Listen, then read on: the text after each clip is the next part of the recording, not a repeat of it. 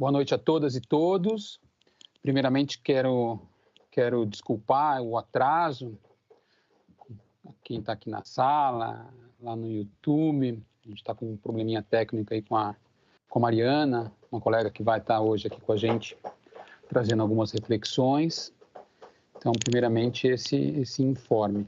Espero que a gente consiga resolver isso já. Quero dar boa noite a todos e todas. Nosso 10º encontro, nossa 10ª aula. Hoje a gente vai tratar de iniciativas socioambientais na cidade. Temos dois convites bem bacanas, pessoas especiais, o João Campinho e a Mariana Pimentel Pereira, que já entra. Eu tenho um informe também que eu queria passar.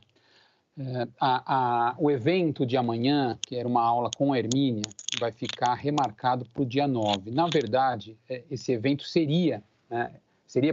deveria acontecer na mesma sistemática que o curso aconteceu ao longo desses 3 meses, numa sexta-feira à noite, não trazendo para o sábado. Acabamos vendo isso no último momento, que na agenda ele estava para o sábado, conseguimos fazer a alteração com a professora Hermínia e conseguimos a mudança. Vai ficar para a semana que vem, dia 9/7, no mesmo horário, das 6 às 8. Espero que a gente vai divulgar esse cartaz a partir de segunda, vai ser uma inscrição específica para esse evento, porque a sala vai ser aberta, então, para outras pessoas, tanto para os cursistas. Eu acho que para os cursistas, depois, a gente pode enviar diretamente o link de inscrição para vocês fazerem a inscrição, e divulgamos também o cartaz com o link para inscrição para todo mundo.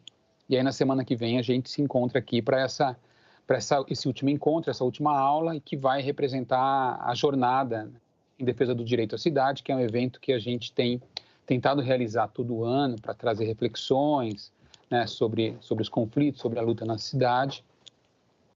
Então, é isso. Bom, pelo adiantar da hora, eu vou passar a palavra já para o João. Quero já, João, mais uma vez aqui agradecer. O João Campinho, ele é professor de Sociologia do Instituto Federal do Campo de Jacareí e ele é doutor em Ciência Política pela Universidade Estadual de Campinas. João, agradeço muito o teu convite, de ter aceitado esse convite, e passo a palavra já para você. Obrigado. Boa noite aí, obrigado, Bruno. Bom, eu agradeço aí o convite. É um prazer enorme estar aqui com vocês, né? Esse curso é um curso que me anima bastante, né? A proposta do curso, eu acompanhei assim de perto. Eu, além de professor, né, do Instituto Federal e de ter feito, meu doutorado em ciência política, eu faço parte da Frente pelo Direito à Cidade, aqui de Jacareí, que de alguma forma também está envolvida no impulsionamento desse curso, né? A ideia aqui que eu gostaria de trazer para a conversa, né, para o debate aqui, eu fiquei um pouco refletindo, já tem um tempo que eu venho refletindo sobre a questão socioambiental.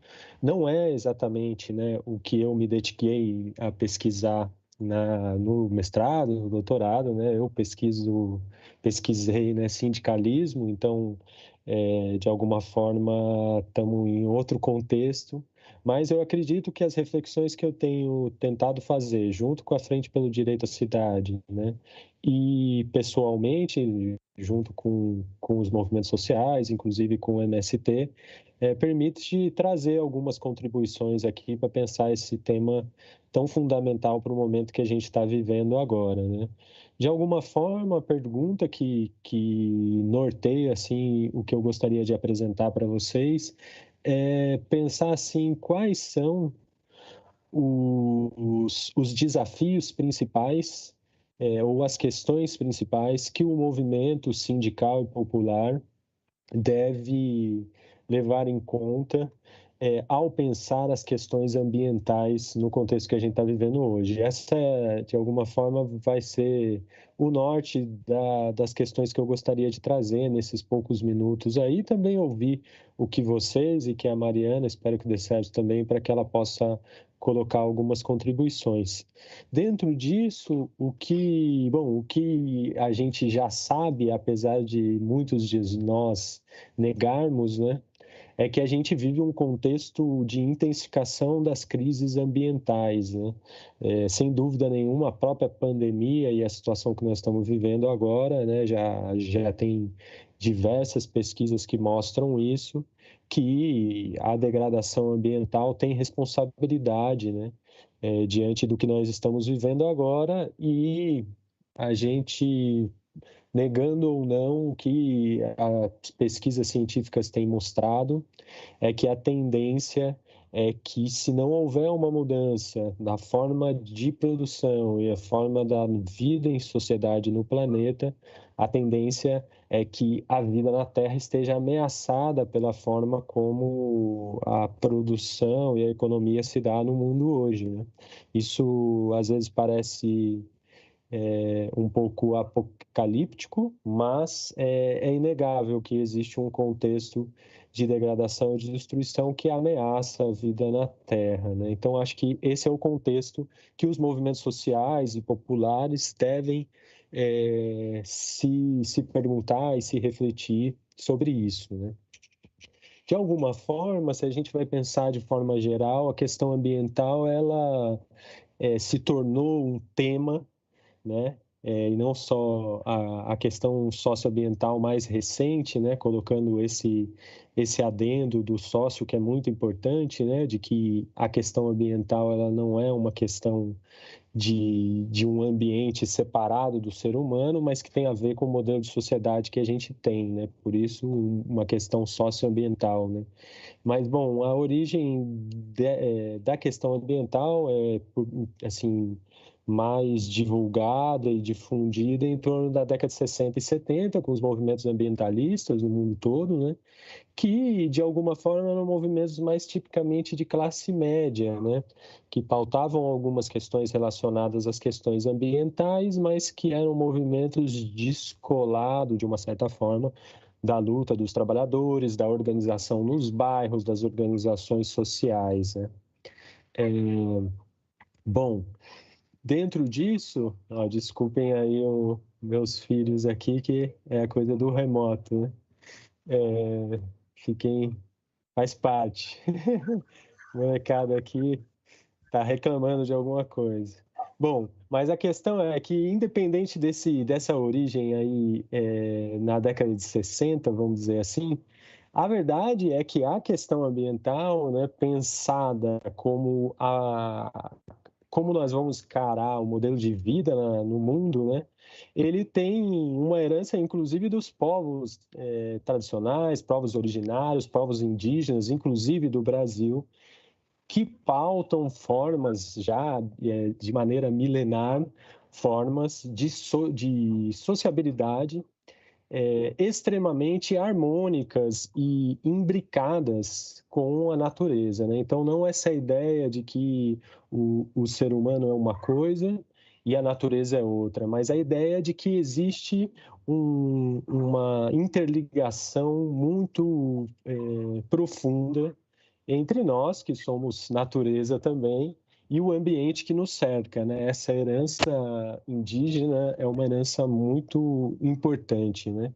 Para a gente, inclusive, relembrar, retomar, pesquisar e ter essa ideia, né? Uma tradição que, de alguma forma, pauta a ideia do equilíbrio com a natureza, a ideia do coletivismo dos bens da natureza, a ideia da harmonia, né, entre dos seres diversos com relação à natureza, e a própria ideia, muito importante também, de que a terra, os rios, os mares, o solo são organismos vivos, né, que se interrelacionam e que funcionam como seres vivos, né? Essa ideia, ela ficou resumida numa teoria, né, que se chama teoria de Gaia, essa teoria de um autor que chama James Lovelock, e é a ideia de que o planeta Terra é um organismo vivo todo intercalado e que, portanto, todo articulado como uma teia,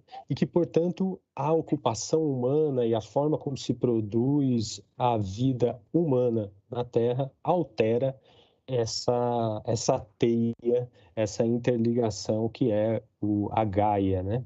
Bom, eu falo tudo isso, mas assim, como introdução geral, o que eu gostaria de em cima disso é pensar que esse movimento, tido como ambientalista ou ecologista, né, ele aparece na forma de três vertentes que eu gostaria de trazer aqui, de um autor que se chama Joan Martínez Alier, e ele traz essas três vertentes que me parece que os movimentos sociais populares não devem esquecer e devem refletir sobre elas, né?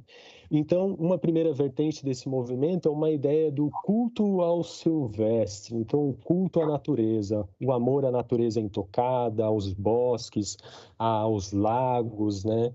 A principal proposta desta vertente é a criação de reservas, de parques naturais, né? Do preservacionismo, né? O que pode se dar pela exclusão total dos humanos de determinados territórios ou por um manejo em conjunto com as populações humanas, né? Essa é uma primeira vertente. Elas não são vertentes totalmente separadas, elas também são articuladas, né? Elas não são, elas têm conexões, né? A segunda vertente é de o que esse autor chama de o evangelho da ecoeficiência, que é a ideia que é possível um desenvolvimento sustentável, que é necessário uma modernização ecológica e que é possível, através do crescimento econômico, produzir de forma eficiente utilizando os recursos, né? A última vertente, que na minha opinião é que me chama mais atenção e que eu acho que os movimentos populares de alguma forma já se engajam nessa vertente, é do que esse autor chama de ecologismo dos pobres, o ecologismo popular, ou o movimento de justiça ambiental, né? Que é a ideia de que é necessário fazer uma crítica ao crescimento econômico, né? E que mais do que isso, que existe uma questão material em torno da natureza e do meio ambiente que envolve a sobrevivência, a subsistência dos povos e mais do que isso, uma divisão desigual dos recursos e dos impactos ambientais que existem na sociedade. Então, a ideia de justiça social, ela se amplia para a ideia de justiça ambiental e a ideia de que os conflitos que existem em torno do meio ambiente são conflitos distributivos também, em que fundamentalmente os prejuízos ambientais são colocados nas costas dos pobres. Então, assim, para dar alguns exemplos, né? Onde vai se construir o lixão, né? O aterro sanitário numa cidade, bom, nos bairros periféricos. Tem uma enchente, quais são as etnias e raças que sofrem com o processo da enchente? Bom, os mais pobres, os negros, os nordestinos, no caso do Brasil, os caiçaras, os indígenas. De alguma forma, os resultados da ocupação e da destruição ambiental recaem de forma muito mais forte sobre as minorias étnicos-raciais, né? Muitas vezes, as questões que envolvem esses conflitos por justiça ambiental nem são vistos como os conflitos ambientais, né? São vistos como conflitos de outra natureza, né? E não exatamente conflitos ambientais, como, por exemplo, um bairro de uma cidade que reivindica o saneamento básico. Muitas vezes não se encara que a luta por tratamento de esgoto, a luta por água, são lutas ambientais, né? Pela forma como se vê essa questão. Bom, de alguma forma, essas seriam três vertentes principais aí do movimento ecológico, ambiental, socioambiental presente. Como eu falei, não são vertentes segmentadas, elas se misturam de alguma forma, mas eu queria destacar essa vertente do movimento por justiça ambiental, né, ou o ecologismo dos pobres, né? A ideia fundamental, um dos desdobramentos dessa vertente, é que existe um racismo ambiental. Até mandei o texto sobre isso como referência para a aula, né? O, o racismo ambiental, ele de alguma forma é uma consequência de um modelo da distribuição dos impactos ambientais da forma como a gente ocupa. Então, na cidade, os impactos ambientais não vão ser distribuídos de forma igualitária. Vão ter alguns grupos, em especial no caso do Brasil, os negros, mas a gente pode falar dos nordestinos que ocupam as periferias, nós podemos falar dos caiçaras, nós podemos falar dos povos indígenas, que sofrem as consequências principalmente sofrem as consequências de uma ocupação desenfreada ou de uma forma de produção da cidade em que o que resulta disso traz consequências terríveis por uma parcela, principalmente da população, uma parcela com caráter racial, né? Então, eu gostaria de trazer um pouco essas coisas. Para chegar numa segunda questão que eu gostaria também de apresentar aqui, sem demorar tanto, mas é a ideia de que, bom, a gente tem um discurso também ambiental, né? Que bom, não é exatamente socioambiental, né? Mas é a ideia de que é possível ter um modelo de capitalismo e de desenvolvimento e de crescimento ou de empresas capitalistas que seja sustentável, né? Essa é uma ideia muito difundida, né? A ideia do desenvolvimento sustentável, né? E, bom, essa ideia, a gente analisando ou pensando sobre como é a sociedade capitalista, né?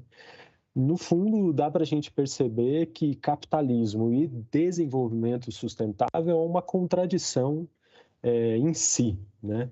Que a característica fundamental do modelo de sociedade de produção capitalista é a expansão e o crescimento, né? E que a sustentabilidade ou um modelo, um sistema socioeconômico sustentável é contraditório com isso. Por quê? Porque se a gente vai ao pé da letra, né, o que seria um sistema socioeconômico sustentável, né?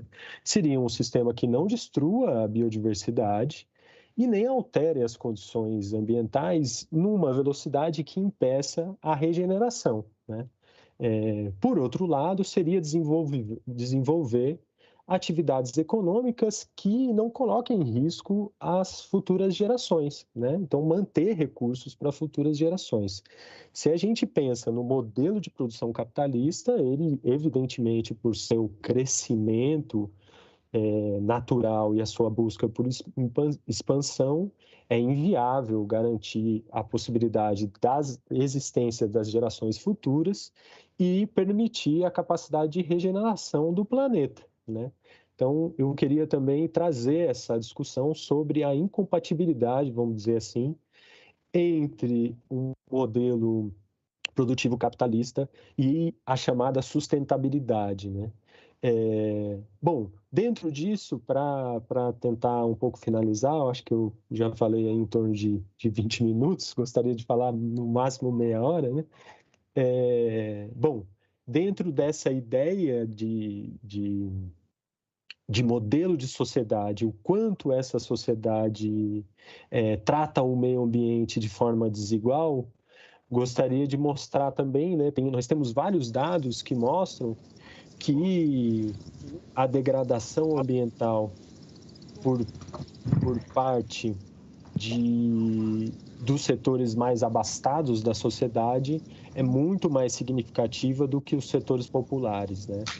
Tem um dado que é de que as 500 milhões de pessoas mais ricas do mundo produzem metade das emissões de carbono, enquanto 3 bilhões mais pobres emite apenas 7% de carbono, né? Claro que isso é uma forma de demonstrar que, além do impacto da forma como se produz na sociedade ser diferenciado e os mais pobres sofrerem mais, eles, na prática, são os que menos produzem um modelo de sociedade degradante, né? Isso não significa que não tenha que ser repensado no conjunto as formas de consumo e tudo mais, mas a realidade é que o consumo é extremamente desigual e que tem uma parcela da sociedade que se beneficia e que se enriquece, que acumula riqueza em torno da destruição do meio ambiente. Não dizer isso seria ocultar um elemento fundamental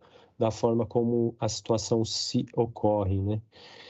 De alguma forma, o que tem, como o capitalismo tem se apropriado da questão ambiental, se dá por meio de uma espécie de capitalismo verde, né, que se propõe sustentável e que nos conflitos da cidade, esse capitalismo sustentável, na prática, significa um modelo de valorização dos espaços de terra na cidade por meio da privatização, né, e da natureza e a propagação de uma espécie de privilégio individual e exclusivo para alguns ricos da natureza, né? Aí eu vou falar um pouco disso, que seria a ideia da natureza na cidade, né? Como tem sido um pouco esse conflito em torno da natureza na cidade, né?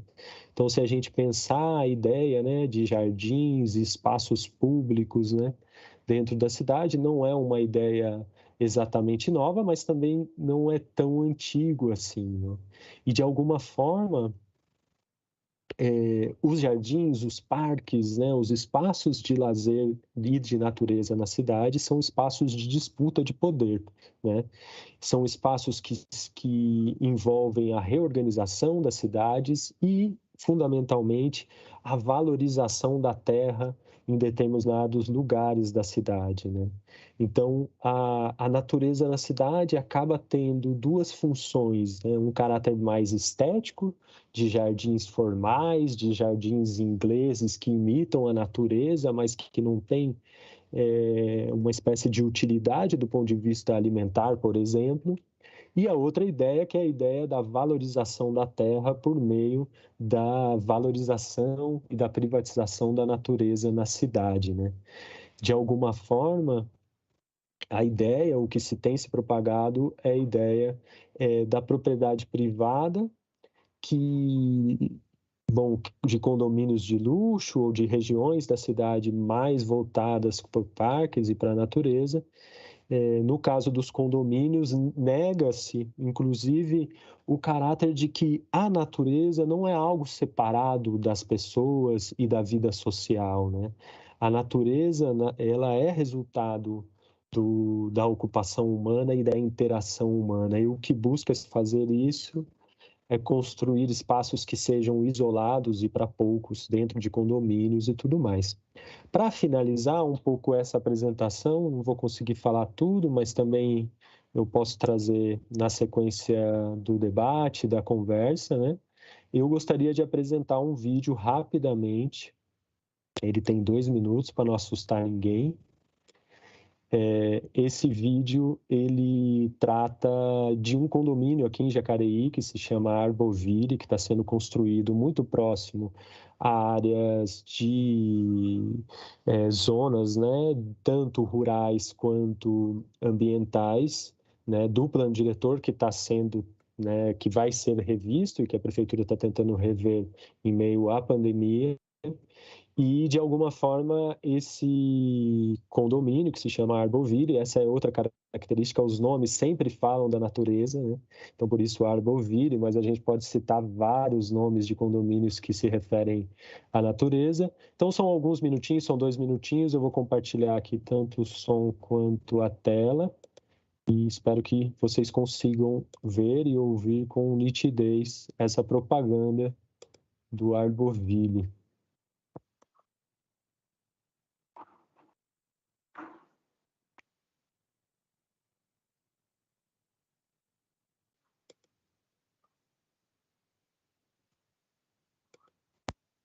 Eu acho que eu não consegui. Calma aí, gente.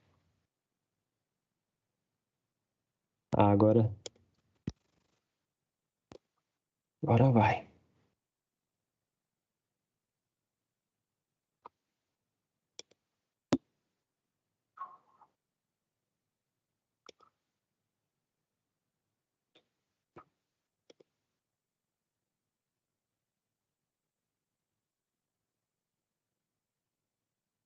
João, acho que você precisa abrir seu áudio. Ah, beleza, eu compartilhei sem compartilhar o áudio.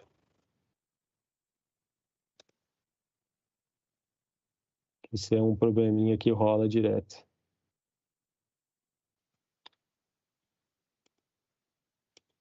Você não precisa mais fugir da cidade para respirar ar puro, ter paz, conforto, contato com a natureza e energias renovadas. Em uma área com montanhas e maciços verdes, a cerca de 10 minutos do Jardim Aquários, em São José dos Campos, o Floradas Arboville inaugura um novo estilo de vida para a população do Vale do Paraíba. Seguindo tendências mundiais que estão mudando a forma como as pessoas encaram a vida, o mais recente empreendimento da Terra Simão Construtora está literalmente cercado de natureza por todos os lados. O objetivo é um só: viver bem, com saúde, em harmonia com o verde e, ao mesmo tempo, ao lado dos centros urbanos. No Floradas Arboville, a paisagem é privilegiada, com o Rio Paraíba e a Mata Atlântica no horizonte, com a natureza podendo ser contemplada de qualquer uma das sacadas das 4 torres. Para preservar esse cenário e mantê-lo sempre assim, a Terra Simão tem um cuidado especial com as estações próprias para tratamento de água e esgoto. No Floradas Arboville, elas foram construídas com a utilização de materiais de alto padrão. A água, captada do solo por meio de poço artesiano, é tratada para chegar cristalina aos apartamentos. E todo o esgoto produzido passa pela estação, sendo devolvido 100% tratado ao Rio Paraíba do Sul. E não é só do lado de fora que o ar puro e a natureza marcam presença. Inspirado na diversidade da fauna de pássaros do local, o paisagismo do condomínio investe em plantas frutíferas, que atraem essas espécies para uma passadinha nas árvores do empreendimento, aumentando assim o contato de crianças e adultos com os vizinhos da natureza. Quanto vale, para você, oferecer qualidade de vida e segurança para a sua família? Ter uma rotina com caminhadas em áreas verdes, passeios de bicicleta, meditar perto de uma lagoa ou mesmo ao lado do Rio Paraíba do Sul? Quanto vale oferecer saúde e uma vida desacelerada à sua família? Quanto vale para você morar no paraíso? Para a Terra Simão, esse novo conceito de vida não tem preço. É uma missão. Por isso, o Floradas Arboville foi idealizado de acordo com a natureza local. No começo, era um sonho. Mas a gente tem que sonhar, senão as coisas não acontecem, disse Oscar Niemeyer, um dos mais celebrados arquitetos do Brasil. O Floradas Arboville é isso, a concretização de um sonho. O nosso sonho, o seu sonho.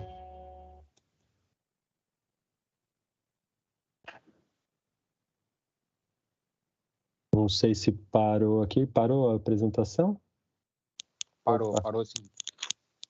Deixa eu só travar aqui que começou a aparecer para mim outra propaganda deles aqui. Bom, era um pouco isso que eu queria, assim, de alguma forma trazer, né? Eu acho que a ideia desse clipe é o final, né? E essa pergunta que o locutor insiste em fazer, né? Quanto vale para isso, para você viver essa sensação com a natureza e tudo mais. Essa é um projeto, evidentemente, de privatização da natureza, né, em que busca-se utilizar dos recursos naturais da cidade para enriquecer determinados setores da construção civil e da propriedade na cidade. Agora que eu vi que eu estava com a câmera fechada. E ao mesmo tempo, o que eu acho que é o debate que nós temos que fazer é, bom, qual vai ser o modelo ou a relação com a natureza que nós vamos defender na cidade, né? Movimentos sociais, movimentos populares, nesse contexto, por exemplo, de revisão do plano diretor, seja aqui em outro lugar. A luta, né? Então, eu acho que tem alguns eixos que devem ser pensados, né? Essa questão da privatização da natureza, e a questão também dessa ideia da natureza como um valor estético e tudo mais, que tem a sua importância, mas que existem um conjunto de demandas na cidade, como, por exemplo, a questão alimentar, né, a questão da produção de alimentos saudáveis, que permitem com que, ou devem permitir com que a gente possa apresentar propostas reais de ambientais, socioambientais, né? E tem várias dessas, eu não vou falar aqui, a Mariana vai poder falar e depois a gente vai debater, que viabilizem ou que lutem contra esse processo de privatização, mas que, ao mesmo tempo, também possibilite criação de renda, redistribuição, envolvimento das comunidades nos processos democráticos e nos processos da relação com a natureza. Era um pouco isso, gente, de forma geral, que eu gostaria de trazer aí. Desculpem se alonguei um pouco mais. Vamos continuar conversando. Muito obrigado. Obrigado, João. Valeu, foi ótima a tua fala, boas reflexões. O vídeo ele é muito bom no sentido de escancarar, de fato, o mercado se apropriando da cidade, se apropriando do meio ambiente, se apropriando, né, das mentes e corações das pessoas num desenho imaginário que não é para quase ninguém, é para muito poucos.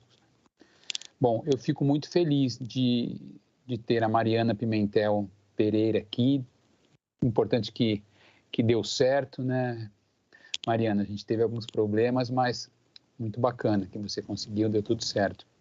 A Mariana é educadora ambiental, é acampada da reforma agrária, militante do MST.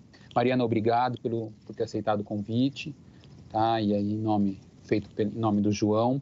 É muito importante para nós ter o movimento dos trabalhadores rurais sem terra aqui com a gente. É um coletivo, é um movimento que, de fato, representa a luta, a resistência, a formação política, né, da sociedade brasileira, que é o que falta muito ainda para a gente avançar nessas resistências. E eu tenho para mim que o MST hoje é um dos grandes movimentos que tem feito não só, né, o papel da luta, mas o papel também da transformação. Então, muito bacana, agradeço demais a tua presença aqui hoje. E passo para você, então, a palavra. Valeu. Obrigada, boa noite a todas e todos. É uma satisfação, né, estar aqui, poder contribuir de alguma maneira, né, para a reflexão. Desculpa o contratempo aí, né? Computadores meio velhinhos, então atualizar todo esse sistema ele vai devagarinho, mas foi possível. Mariana, eu acho que tem um barulhinho de uma hélice, eu não sei se é uma hélice ou se é um... Eu acho que é do computador, talvez um barulhinho, tipo um ventiladorzinho. Acho que é dele. Então tá, vamos nessa. Então. Puridade. Beleza. Então, me escutam bem, né? Acho que sim. Essa temática, né, para a qual eu fui convidada para contribuir acho que a temática demanda do nosso tempo, né? A questão, a reflexão socioambiental e o planejamento, a elaboração de estratégias para a gente conseguir enfrentar a crise que a gente vive, né? Socialmente, globalmente. Eu acho que quando a gente pensa em iniciativas socioambientais, a gente precisa pensar o que são elas e contra o que, né? Elas lutam, contra o que ela deseja construir dentro desse cenário que a gente vê. Eu acho que as iniciativas socioambientais vão no sentido de construir essa alternativa ao desenvolvimento que a gente vê acontecendo hoje na sociedade. Eu acho que aqui o debate dá um enfoque maior na questão da cidade, mas eu acho que a gente pode pensar a cidade, tanto a cidade quanto urbana e a rural, né? Acho que unir esses espaços, né? Que um é complementar do outro e acho que a cidade não vive sem o campo e o campo também, hoje em dia, né, tende a modernizar-se de alguma maneira, então também precisa da cidade. E, assim, que situação a gente vive? Eu, infelizmente, não vi sua fala, João, então eu não sei muito bem do que você falou exatamente, mas vou tentar aqui trazer alguns elementos.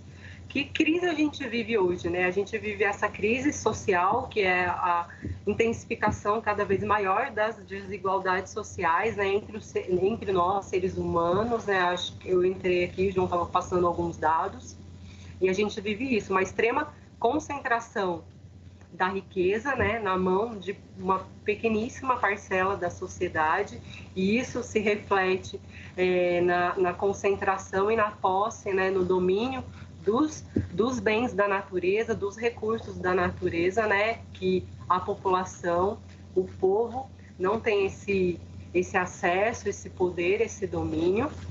Então, a gente vive essa desigualdade social, a gente vive esse modelo de desenvolvimento que se apropria dos recursos, dos bens da natureza e mercantiliza todos eles, vende todos eles, né, para nós como algum produto, como no caso aí esse condomínio que o João mostrou e que acho que é uma tendência, né, que vem acontecendo na sociedade, essa apropriação do capitalismo, da pauta da questão ambiental e essa maquiagem verde, né, de desenvolvimento sustentável, né, que é uma coisa que a gente precisa refletir se existe mesmo um desenvolvimento sustentável, se isso é possível, ou se a gente precisa pensar alternativas ao desenvolvimento, né, porque o que não cabe, possivelmente, é pensarmos uma sociedade que se desenvolve tal qual a gente vê acontecendo, né? A gente precisa pensar alternativas para enfrentar essa crise socioambiental, então alternativas ao desenvolvimento, né? Como a gente pode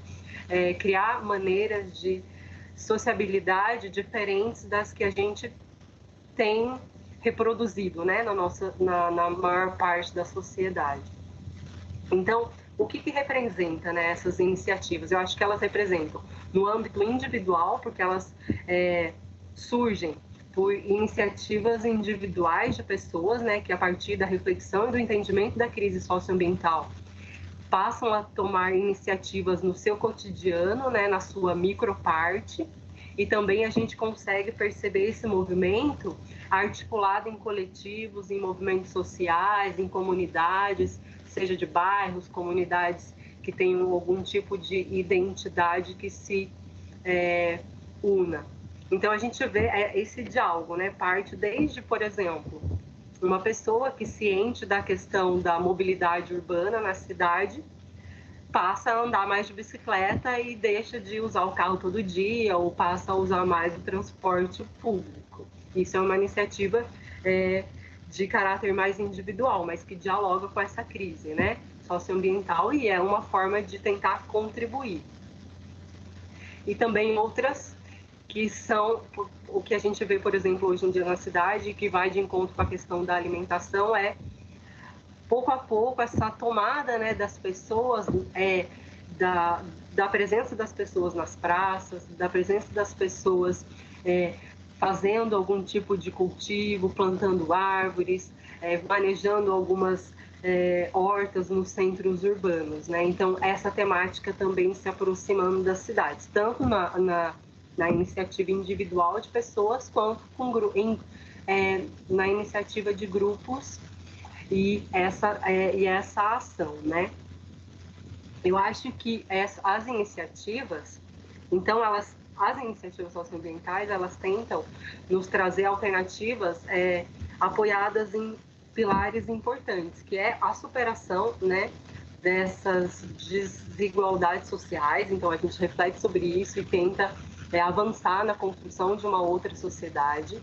Elas também representam uma alternativa ao enfrentamento da questão ambiental, né? Pensar como a gente produz e reproduz a vida, né? Qual é o padrão de vida que a gente tem amplamente divulgado na nossa sociedade. Hoje em dia, após revoluções industriais, intensificação aí do capitalismo e globalização, a gente vê cada vez mais uma sociedade vivendo nesse modelo urbano, né?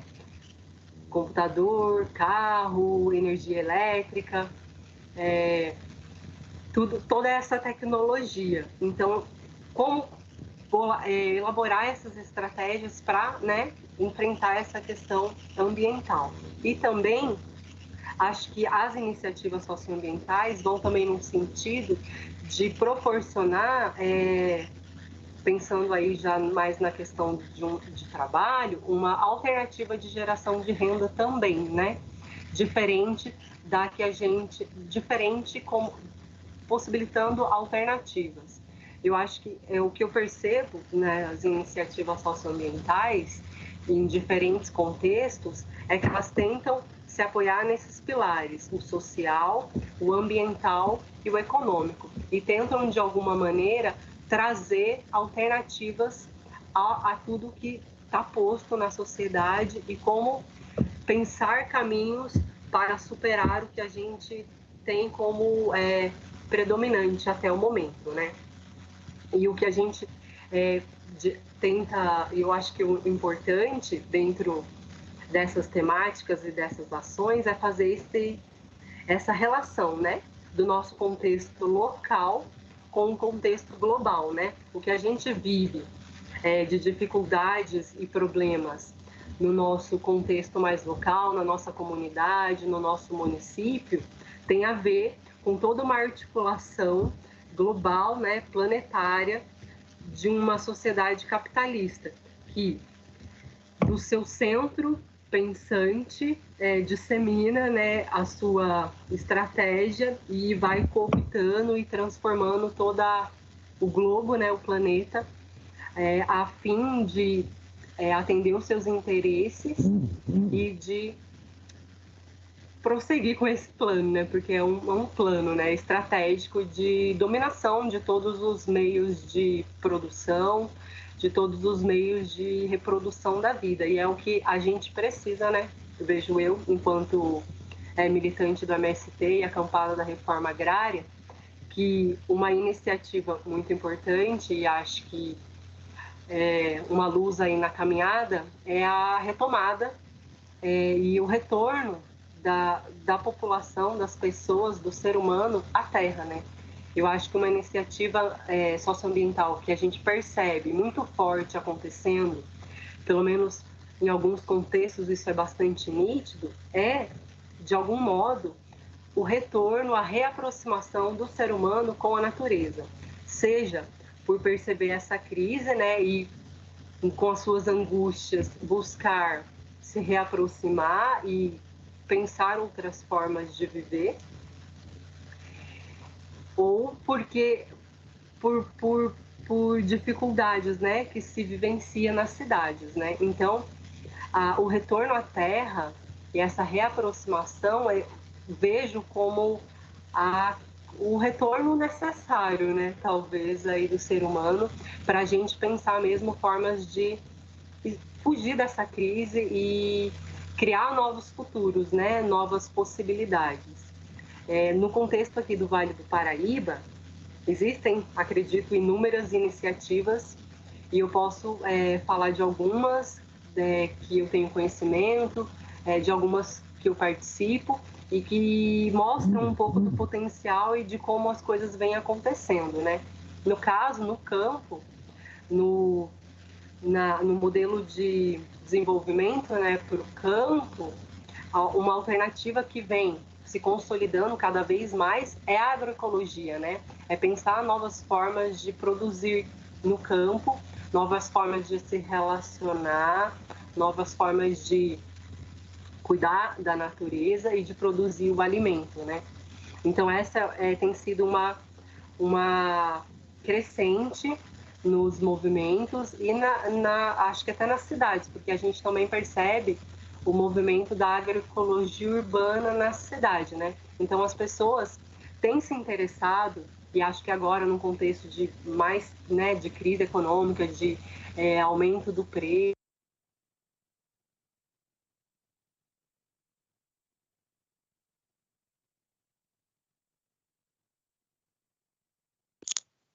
Mariana, não sei se você está nos ouvindo, mas cortou aqui sua fala.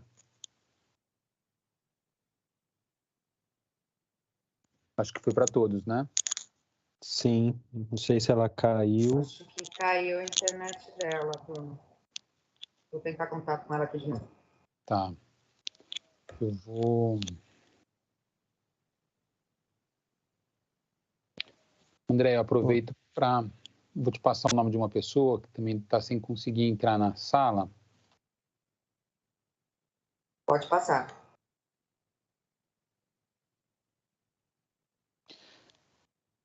Bom, eu acho que a gente pode abrir para umas perguntas, né? Talvez a gente faça uma... Ou abrir para algumas reflexões, de quem está aqui na sala. Quem quiser pode se inscrever, pode falar, a gente vai conseguir. A Mariana... Ah, voltou. Não, saiu. Bom, então está aberto. Para quem quiser trazer alguma reflexão ou alguma pergunta.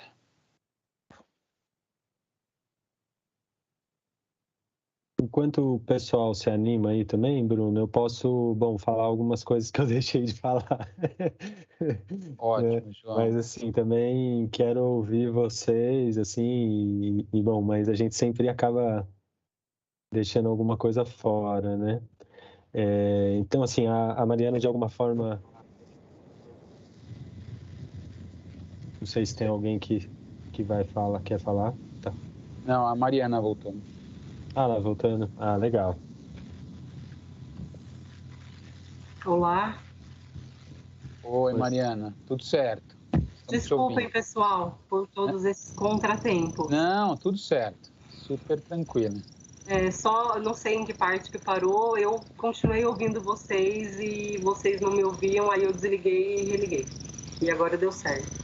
Eu não sei em que parte, mas eu acho que é interessante falar um pouco das iniciativas que eu vejo acontecendo aqui no Vale, né? Não só da agroecologia nos assentamentos e também com agricultores, né? Tanto rurais quanto agricultores familiares do campo, no caso, né? É um movimento crescente, né, da agroecologia. Tem havido esforços de grupos coletivos, ONGs, em disseminar o conhecimento da agroecologia aqui no Vale, né, para ressignificar essa relação com a terra e poder oferecer alimento de qualidade para a população aqui no Vale do Paraíba e também, de alguma maneira, recuperar, né, essas áreas, porque um manejo com a terra agroecológico significa esse cuidado, essa recuperação, né, da natureza. Até o João falou da questão assim cênica, né, do capitalismo se apropriar da questão da beleza natural e se usar disso, né, como um fetiche aí, né, para vender, né, essa mercadoria. Mas eu acho que o que a gente precisa se atentar quando a gente cuida da natureza e restabelece o fluxo normal dos ecossistemas, os serviços ecossistêmicos que um ecossistema preservado nos oferece, né? A gente vai ter água para beber de qualidade, e não essa água, embora necessária nas cidades, não essa água tratada por empresas que tratam da água, né? Mas imagina a qualidade que é poder beber uma água fresquinha que corre num rio, né? E você poder beber isso, né? Você poder respirar um bom ar, você poder ter um bom alimento para comer e você poder viver em um lugar de qualidade. Porque até, não sei se isso saiu ou não, quando eu vindo para cá hoje, eu saí da roça, né? Então eu vivo num pré-assentamento. Ele ainda não é um assentamento totalmente consolidado no processo de luta, mas a gente está avançando. E é um pré-assentamento que a gente chama, o pré-assentamento agroecológico Egídio Bruneto, de 1.652 hectares. Antes só tinha uma família, né? O latifundiário. Agora vivem lá mais ou menos umas 60 famílias. E a gente não vive todo mundo aglomerado. A sensação, né, quando eu venho para as cidades, é ver todo mundo aglomerado, né? Então, essa é pensando o planeta e o ambiente, o meio ambiente, o socioambiente, a gente vê como a gente, nas cidades, vive muito aglomerado. E como viver aglomerado, acho que causa esse impacto ambiental muito grande, né? No ecossistema do planeta Terra. Então, a gente viver de maneira mais espalhada pelo meio ambiente talvez seja muito melhor. E além, né, dessa questão da agroecologia, eu acho que no Vale do Paraíba também acontecem outras iniciativas. Uma iniciativa muito bacana que vem acontecendo é uma rede de coletores de sementes florestais que vem acontecendo e que vem proporcionando para pessoas, tanto do campo quanto para algumas pessoas do contexto urbano também, a possibilidade de geração de renda. Porque esses coletores coletam sementes florestais e essas sementes são compradas por ONGs que fazem um trabalho de restauração florestal em diversas regiões do Brasil. Então, a gente tem aqui no Vale esse movimento bem bacana acontecendo, né, de coletores de sementes florestais para restauração. Eu acho que um movimento que vem crescendo é o da agroecologia, sem sombra de dúvidas, né, por vários lugares. Eu acho que é mais ou menos isso. Eu não sei qual é o tempo que eu tenho para falar, se eu tô... Porque eu fiquei, confesso, que um pouco ansiosa com esses contratempos e me perdi nas emoções aqui. Peço desculpas. Tá super tranquila no tempo, Mariana. Tá. Vamos lá. A gente tem agora, se você quiser, você pode continuar, tá super tranquilo. Mas a gente também pode abrir para um bloco de perguntas, a gente pode trazer algumas reflexões, todo mundo junto. Vocês que sabem. Sim. Eu acho que por hora é isso. Então, e aí, tá? Bacana. Qualquer coisa eu retomo. Então tá ótimo. Foi ótimo, Mariana. Foi muito bom te ouvir, muito bom, né, ver as iniciativas no Vale, né, a alternativa, né, a todo um modelo de produção de soberania alimentar, as alternativas de forma de viver, de ocupar, e as alternativas do discurso da sustentabilidade, né, para a vida humana. Bom, então já iniciando nossa rodada de reflexões e perguntas, eu vou passar para o Paulinho, que está com a mão levantada. Quem quiser perguntar, pode levantar a mão aqui no aplicativo Teams ou colocar o nome aqui no chat. No YouTube eu posso trazer as perguntas para cá também. E aí quem for perguntando, se quiser, já pode se apresentar também. É isso, Paulinho. Bom, boa noite para todas e todos, Mariana, João, Bruno. Maravilhoso aí ouvir vocês falar sobre esse tema que é tão caro, né, para nós todos, tanto na nossa realidade urbana quanto na rural, até porque acho que não se separa de maneira nenhuma o urbano do rural, né?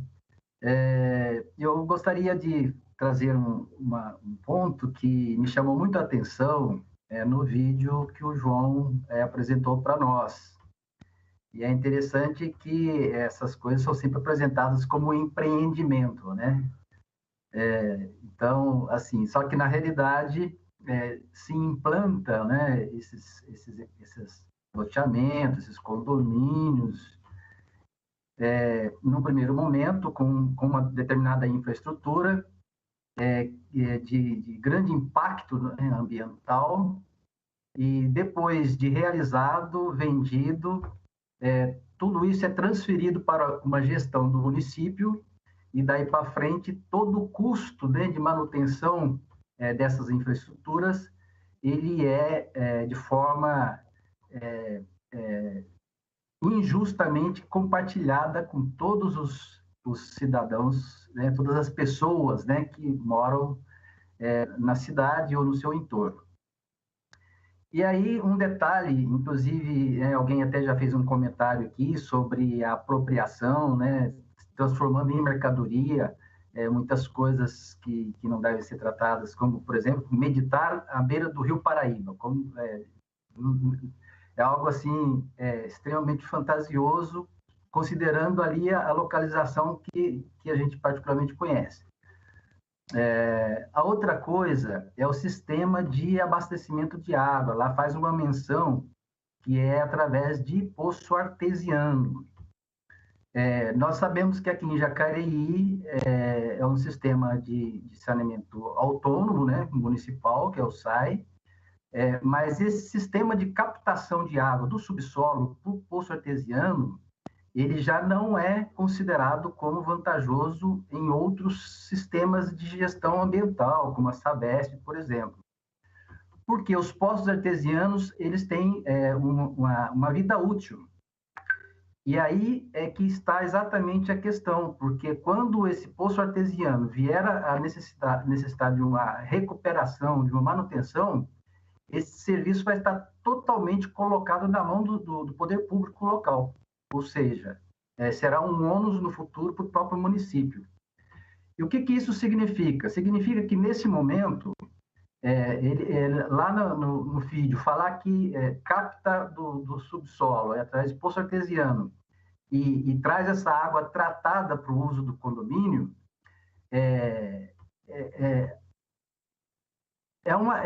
o sistema de tratamento de uma água que você capta no subsolo é totalmente diferente do sistema de tratamento de uma água que você vai captar, por exemplo, do Rio Paraíba, que já traz uma carga de contaminação. Então, o custo de uma estrutura para fazer o tratamento de uma água do subsolo e o custo para você fazer o tratamento de uma água captada na superfície são diferentes, as estruturas são diferentes. E no futuro, se vier a ficar inviabilizado esse poço artesiano, será o município que terá como obrigação levar o abastecimento de água lá para esse condomínio a qualquer preço.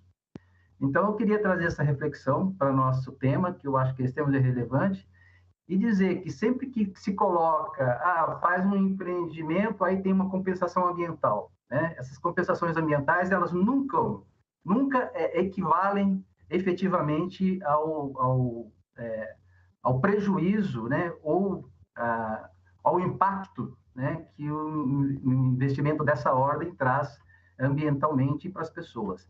Era isso que eu gostaria de trazer para os comentários aí, né, do João e da Mariana, de todos que estão juntos fazendo essa reflexão nesse tema que é tão importante para nós. Obrigado. Bacana, Paulinho, obrigado. Luciano?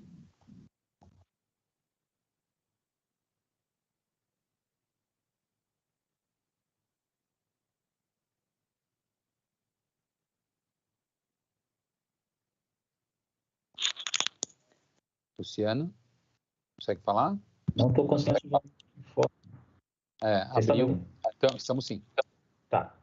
Então, boa noite, pessoal. Boa noite, João, aos cursistas,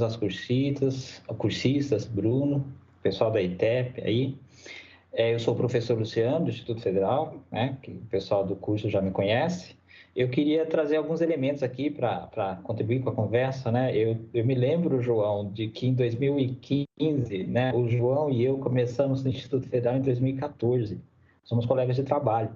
Em 2015, a gente quis, né, o João, com mais experiência que eu, quisemos propor um curso de agroecologia no Instituto, né, como um curso de extensão, e rapidamente fomos podados, né? A direção falou que não tinha aderência, que não tinha que tratar disso lá na instituição. E aí, nesse momento, eu estou me recordando das nossas brigas lá, institucionais, para aprender. Às vezes, a gente tem que aprender fazendo, não tem como esperar aprender primeiro para depois fazer, né, João? A gente tem que ir fazendo e enfrentar o desafio. Também gostaria de partilhar com vocês que eu estava vendo uma notícia de um curso que a Universidade Federal de Santa Catarina está propondo de reforma agrária popular e agricultura familiar, e a investida do agronegócio contra a universidade, contra o pessoal que elaborou o curso, né? A pressão que já estão fazendo em função disso, né? Para dar a nota do desafio que é a gente trazer outras narrativas, outros sentidos para essa questão da ocupação do espaço, né? do meio ambiente, nessa relação de produção que acontece e na relação do rural com o urbano, né? É muito complicado num país que nunca fez a reforma agrária. E a gente que vive na cidade, embora eu tenha sido criado em fazenda, e mesmo que seja uma reconstrução, a minha lembrança mais feliz da minha vida é dessa época que eu vivia na fazenda, eu vivo muito tempo na cidade. A gente nem saberia mais como é viver no campo. A gente precisa reaprender. E é nesse sentido que eu queria que vocês se possível, comentassem, né? Quer dizer, como que a gente pode romper com essa forma tão introjetada que a gente tem de ser urbano? Como se não existisse outra possibilidade de vida, né? Como se não existisse outro modo de vida que não esse da vida na cidade, né? E assim, como que a gente pode romper com esses sentidos tão arraigados em nós de que é só na cidade que é possível ser feliz? E será que é possível a gente pensar uma política pública de realocação das pessoas? E para concluir, se possível, eu queria que vocês comentassem sobre o papel da alimentação, do direito ao alimento, e mais do que isso, a um alimento com qualidade, um alimento saudável, porque a gente teve um evento no Instituto recentemente, teve uma oficina, uma troca de saberes sobre justamente isso, segurança alimentar. E uma das questões era essa, parece que as pessoas elas não têm como, elas têm que comer aquilo que o mercado oferece e na maioria das vezes não é nada saudável aquilo que o mercado oferece, né? São produtos que de saudável não tem nada e são muito poucos, né? Se você fizer uma observação atenta, você vai ver que 2 ou 3 produtos que as pessoas acabam sendo obrigadas a consumir, então falta diversidade, né? O que geraria saúde. Então, o adoecimento da população muitas vezes se dá também por essa falta de escolhas e falta de opção e falta de poder exercer o direito a uma alimentação saudável e de maneira continuada e permanente, né? Então, se vocês puderem comentar, eu agradeço. Obrigado. Bacana, Luciano. Sempre muito boas tuas colocações aqui. Agora, Ângela.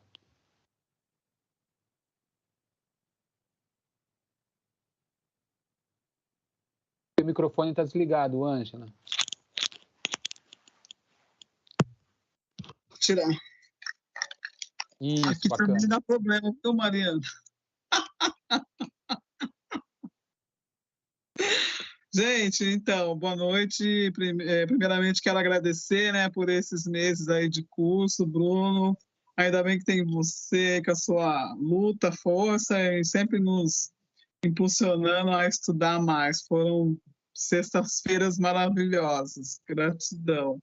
Eu queria falar com o João sobre a questão da financiarização da natureza, né? Ontem eu participei de um debate com os companheiros da América Latina e esse é um problema que está cada vez se aprofundando lá e aqui também, né? Não só na América Latina, como no mundo, né?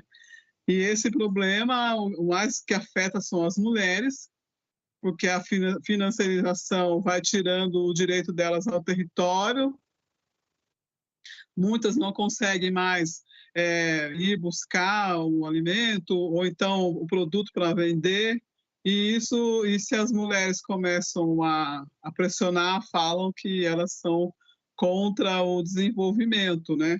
Até semana passada teve um debate na defensoria que tinha uma senhora lá do Rio que ela falou isso, né? Que muitas vezes o pobre não pode construir as suas casas ou não regularizam porque fala que ali está num local que está risco ambiental, ou então é área de preservação ambiental, ou área de preservação permanente. Mas para derrubar quase 200 árvores lá para construir o centro da matemática lá, do lado que os moradores estão lutando para fazer a regularização, aí pode. Então, eu vejo, até ela falou também da questão do racismo ambiental, e é uma discussão que sempre passa pela questão da raça, né? Sempre é os negros, se você olhar, quem está na mira, né? Sempre de algum lugar é o negro. Aí ela fala que é aquilo, né? Vai te empurrando, falando que quer te dar dignidade, mas até aquele lugar que para ele já não era tão digno, já passa também a ter interesse e querer tirar. Daí porque daqui a pouco vai tirar o povo negro do mapa, né? Vai riscar do mapa. E eu acho, sim, que a nossa luta, né, na questão ambiental, ela é muito, também um pouco cansativa, né? Aqui em São José dos Campos, por exemplo, 2 vezes, são 30 anos o povo lutando para que não tenha termoelétrica, 2 vezes, né, nesses 30 anos, nós conseguimos derrotar, as 2 vezes que colocou. Agora, depois de 10 anos, querem colocar a termoelétrica de novo. Parece que ficam assim, testando para ver até onde a gente está mobilizado para poder ir lá e tirar mais um pouco de nós, né? Daqui a pouco vamos tirar o nosso ar. Essa cidade ela já é saturada, tem um problema seríssimo e querem colocar mais, né? Tudo isso porque ainda não tem nem motivo o prefeito para colocar, mas pensando no dinheiro da Eletrobras, que nem vendeu ainda, né? Que nem acabou a discussão, eles já estão ali se arrumando para poder arrancar esse dinheiro, né? Eu vejo assim que é igual a história do javali arranhando a colina de ouro, né? A questão ambiental, ela dá muito dinheiro e nós ficamos aqui, né? Nesse meio brigando. E para a Marina, né, nosso querido amado MST, a luta para valer, né? Tem também, Marina, a questão do CSA, né? Eu participo também do CSA lá com o Valdirzinho, né? Eu acho assim uma iniciativa muito interessante. Se você pudesse falar um pouco mais, eu ia agradecer, que eu acho que é uma iniciativa que nos faz, a gente não consegue ir no campo, mas pelo menos a gente ajuda, né? Nos remete a comer a verdura da época, a fruta da época, e você vai aprendendo a conhecer as verduras que você nem sabia, né? Mais qual que era a propriedade daquela verdura. Isso eu estou aprendendo no CSA, né? Então eu queria que você falasse um pouquinho. Gratidão a vocês, beijo, boa noite a todos. Boa, Ângela, muito bacana a sua pergunta. Eu vou passar para a Mariana e para o João, pode ser? Para não ficar muito pesado de perguntas. A gente tem mais algumas, aí faz mais uma rodada. Então tá, aí vocês decidam quem vai falar. A sua palavra. E aí, você, Mariana, ou eu começo aí? Pode ir? Pode. Não sei, você vai começar, João? Pode Não, começar? vai você então, vai você. Tá. Foram várias falas, né? Vamos ver se eu consigo atender aí algumas reflexões. A questão aí que foi levantada sobre a produção de alimentos, né? E acho que vai de encontro com a questão da soberania alimentar, né? Da população ter o controle sobre o que produz para se alimentar, né? O que a gente vê na nossa sociedade hoje é o controle tanto da terra quanto da produção dos alimentos por um setor restrito, né, da sociedade, por empresas. Por isso a pobreza, né, de diversidade na mesa das pessoas. A gente come basicamente produtos à base de soja, à base de trigo e à base de milho. E, na verdade, se a gente for ver a cultura alimentar, agrícola, aqui da população da América, ela é riquíssima. E a gente poderia se alimentar muito melhor, né? Por isso é a importância, sem dúvidas, da reforma agrária, né? Da partilha da terra, para que as pessoas possam produzir para viver, né? Não produzir para gerar lucro, né? Porque acho que é isso que precisa ser invertido na nossa sociedade e na nossa cabeça, né? De algum modo, disso que nos colocaram na cabeça, né? A gente precisa produzir para viver, né? Então, produzir o alimento para a gente se alimentar bem, ter saúde. Sem dúvidas, boa parte dessas doenças que a gente percebe acometendo as pessoas hoje são fruto do nosso modelo de desenvolvimento, do que a gente come, do que a gente respira, de como a gente mora. Então, se a gente mudar tudo isso, possivelmente a gente vai mudar, né, a nossa saúde. E a soberania alimentar, então, acho que é esse conceito importante da gente refletir, que é o povo, a população, né, pensando o que quer se alimentar, e essa alimentação pensada a partir da tradição e da cultura, não uma alimentação pensada e imposta a partir de interesses de empresas e da grande produtividade de commodities, né, que é o que a gente vê aqui no Brasil, né, ainda. E eu acho que também, dialogando com a soberania, tem a questão da segurança alimentar, né? Que a gente pode ver, por exemplo, no campo, uma estratégia simples de segurança alimentar é conseguir fazer com que o agricultor, a agricultora, tenha um planejamento de produção em que ela produza diversidade. Então, ela produza a mandioca, a batata doce, o feijão, a fava, o milho e as hortaliças, né? O alface, o tomate, a berinjela. E se esse produtor tiver esse planejamento, ele pouco vai precisar de alimento vindo de fora, né? Então, essa é uma estratégia para o produtor, e acho que se houver a reforma agrária, sem dúvidas, mais pessoas produzirão e mais pessoas terão acesso a tudo isso, né? Ou se houver uma reforma agrária e nem todo mundo, né, for para a terra, porque hoje vivemos esse modelo urbano, né, urbanoide nas nossas vidas, e é bem difícil pensar sair das cidades e ir morar no campo. Eu vivi a minha vida inteira nascida e criada na cidade, no meio urbano. Meus pais são pessoas que vivem na cidade, mas meus avós viveram na roça e foram expulsos da roça, nunca tiveram a propriedade de nenhuma terra, sempre viveram de favor, né? Em fazendas e em terras de outras pessoas.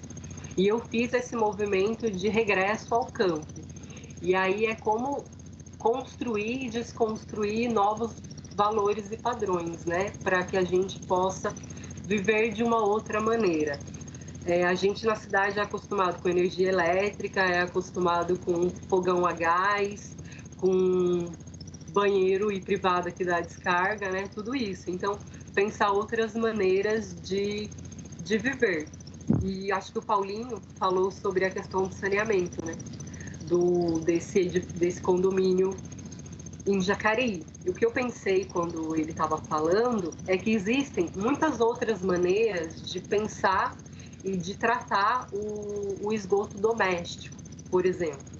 Mas a gente não tem essa divulgação desse conhecimento e a gente não põe em prática, né? Ainda, de algum modo, empresas e alguns setores da sociedade controlam esse setor do saneamento.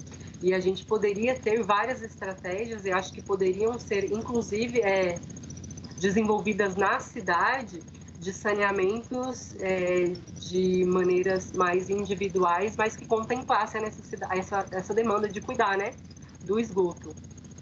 Como, por exemplo, a bacia de evapotranspiração, fossa séptica, várias outras formas, né, que a gente não tem esse conhecimento assim amplamente divulgado e não põe em prática, né? Então acho que poderia ser pensado, né? Não sei nesse contexto macro do que é uma cidade, como pensar essa transformação, né?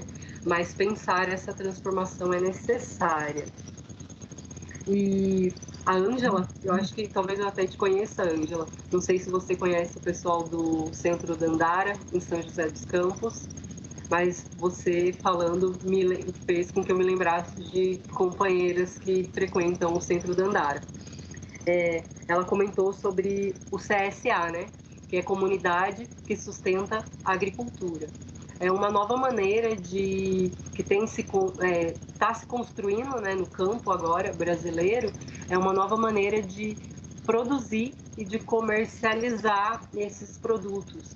É uma maneira que o consumidor ele é visto como coprodutor e ele é convidado a plantar junto, né, se possível, e dependendo da forma como é planejada o CSA, mas também então ele planta e ele tem acesso, pode plantar, né, caso seja assim, e ele tem acesso a consumir esses alimentos vindos dessa outra forma de produção, né?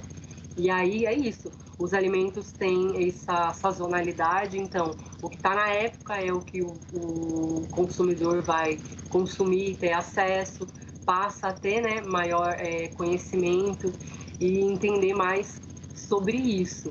E o CSA também funciona como esse apoio, né, do não agricultor ao agricultor, tanto que muitas vezes no início, o produtor pode não estar ainda produzindo já o alimento, mas ter um grupo que apoia esse agricultor e com cotas mensais em algum valor estipulado por esse grupo, vai ajudando na estruturação desse sistema produtivo, desse sítio, né? E a pouco, a partir do momento que passe a ter a produção, esses consumidores passam também a adquirir esses alimentos. Então, é uma forma de planejamento de produção coletiva, porque vai dialogar com um grupo que tem uma demanda de consumo, né, que vai poder compartilhar, e esse agricultora vai poder planejar em diálogo com essas, com o que os consumidores trazem, e assim um apoiar ao outro, né? O agricultor passa a ter, de alguma maneira, uma segurança e um recurso mais estável, porque a produção do que ele vai vir a produzir, do que ele está produzindo, já tem uma venda certa, né? Porque é um grupo que se fecha e que se organiza, diferentemente de, por exemplo, o agricultor produzir e ir para a feira, então ele vai vender ou não. E se é um grupo organizado, ele tem mais segurança na hora de vender esse produto. Eu acho que foi mais ou menos isso que eu captei de tudo que foi falado. Não sei se está dando. Sou aí, João. Ah, beleza, Mariana. Nossa, maravilha. Eu queria falar algumas coisas também, assim, não é nem que com base nas coisas que foram colocadas, também no que você falou, para trazer para o debate, assim, né? O Paulinho coloca, né, a questão de que, de alguma forma, né, esse processo do Arbovire, que é um processo, mas, assim, na verdade, o vídeo que eu mostro ali é um empreendimento só, dentro de vários que vão ter ali, com esse caráter privado, né, e com uma dimensão gigantesca, né, são 17 quilômetros quadrados, se eu não estou enganado, são para 110 mil pessoas, uma nova cidade que querem fundar, uma cidade privada e uma cidade em que vai se apropriar de uma área da natureza na cidade para alguns, né? Inclusive vendendo isso como algo bom, né? Essa natureza é exclusiva, essa natureza para poucos, né? Essas espécies de florestas reais, né? Florestas para o rei, que vai andar ali, que vai desfrutar dos pássaros lindos que vão ter naquele espaço, né? De alguma forma, né, eu estava pensando em resumir numa ideia a partir do que o Paulinho traz, né, que é a ideia de que você privatiza a natureza, o espaço, e socializa os prejuízos. Aí eu estava dizendo, eu estava pensando, não pode dizer que socializa os prejuízos, porque os prejuízos vão ser só para alguns, né? Esse que é o problema. Por quê? Porque, no fundo, quando se utilizam os recursos públicos, vai faltar recurso para quem? Vai faltar recurso para aqueles que mais precisam, vai faltar recurso para auxílio para as pessoas, vai faltar... Então, não é a socialização nem dos prejuízos, porque os prejuízos vão ser voltados para um grupo específico, né? Não tem uma socialização nem dos prejuízos, apesar do que é verdade, os recursos públicos são utilizados de diversas formas. Para ter uma ideia, toda a avenida ali do Arbovire já tem lâmpada LED colocada pela prefeitura, né? E vários bairros aqui têm problemas sérios de iluminação. Para dar um exemplo, tem vários outros, né? Toda uma infraestrutura pública que é levada para um espaço para construir um empreendimento privado, né?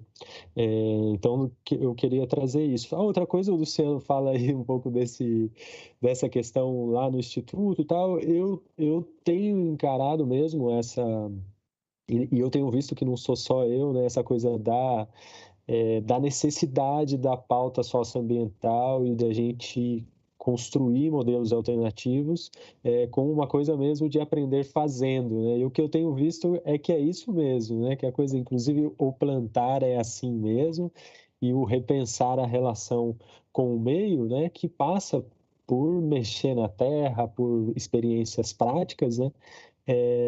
Tem a ver com aprender fazendo, né? A Ângela fala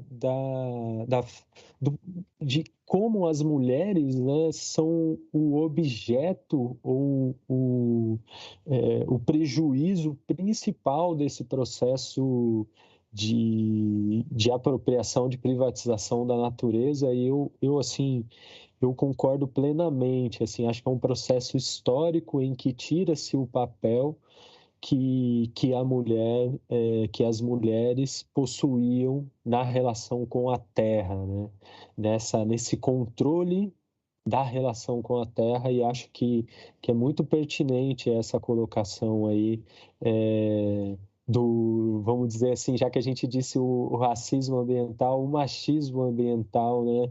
Nesse sentido da forma como se dá uma retirada do protagonismo da mulher na relação com a terra, né? Que é um processo histórico muito, muito importante, né? Se a gente essa questão do racismo ambiental, da justiça ambiental, ela envolve algo que eu não mencionei, mas que eu acho que era importante mencionar, e tem a ver isso com o que você está falando também, que é um processo de retirada de pertencimento da identidade e dos vínculos comunitários, sabe?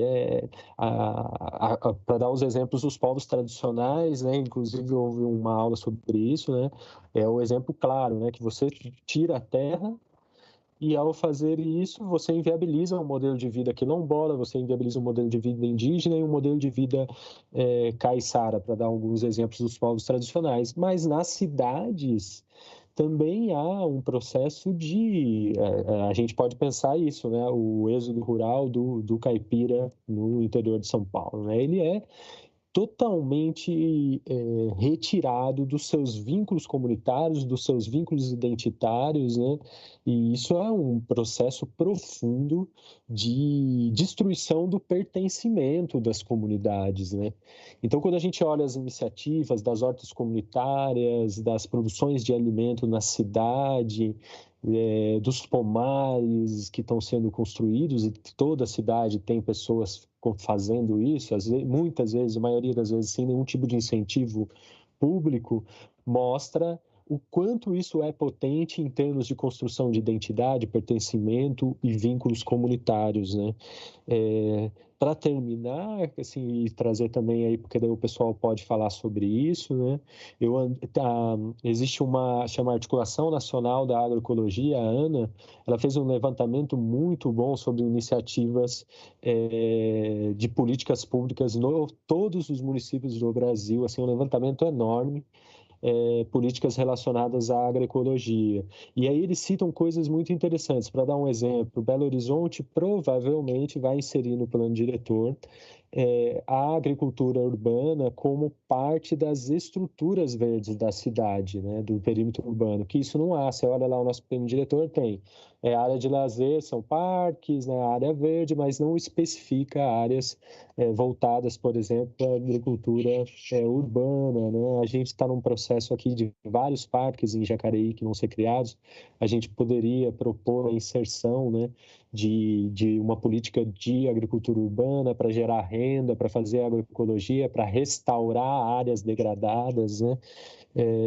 Então era um pouco isso que eu queria trazer com base no que foi conversado aí.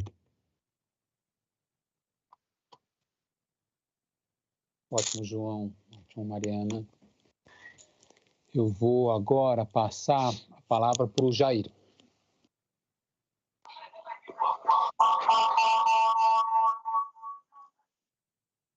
Boa noite a todos e todas. Parabéns, João. Parabéns, Mariana, pela apresentações de vocês. Eu estava observando, João, na sua fala, a questão, principalmente depois do vídeo, né? Que toda a sua fala no vídeo, ela concentra mais a sua fala a gente ter uma noção do que acontece. Hoje mesmo eu fui na Ambev, um ato lá, na fábrica lá com o pessoal da alimentação, E vendo essa imagem aí, me trouxe na hora esse vídeo aí, a imagem lá do local, né?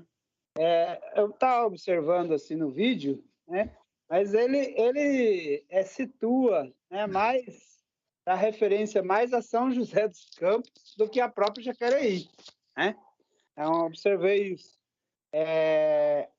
A propaganda ela já é individualista, né? Que é invista em você, o ar puro, um paraíso, né? E aí fala até do autor lá, Oscar Neymar, alguma coisa assim.